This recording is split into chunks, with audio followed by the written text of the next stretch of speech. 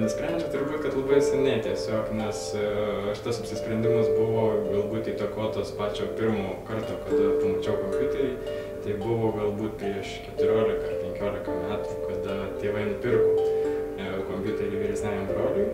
Ir būtent tada susidūriau su juo ir man labai patiko visos technologijos ir nuo tada viskas pradėjo vystytis.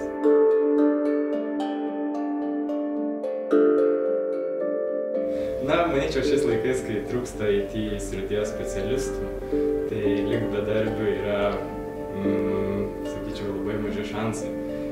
Nes kiekvienas IT specialistas yra graibstomas netgi tada, kada jisai dar studijuoja. Ir tiesiog yra pasiūlymai atsiveria ir antram, ir trečiam kurse. Nespėjai baigti universitetų, jau tu dirbi.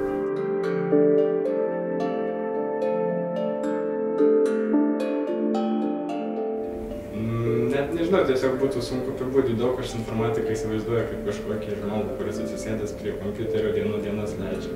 Tas informatikas nėra kažkoks žmogus, kuris tūno, ten giliai prie kompo, dienų naktis leidžia. Tiesiog esi natūralus, paprastas žmogus, kaip ir visi kiti, leidžia laisvalaikį, mėgsta pramogas, žinoma, turi gerus sugebėjimus tam tikrose srityse, tai būtent matematikų, informatikų, geba programuoti ir ten, tarkim, administruoti sistemas ir tokių kažkokių specifinių gebėjimų. Tai tikrai nemanyčiau, kad reikia tik tais didelio noro.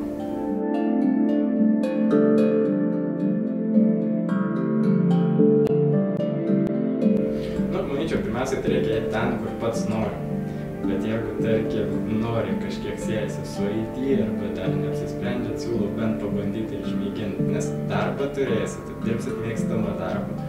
Ir viskas tiesiog, net neįsivaizduojat pačių galimybių, jeigu, tarkim, kaip minėjau, jau yra poreikis auga, viskas auga. Įstojus į šitokią specialybę ir baigus ją, tai atsiveria visas pasaulis.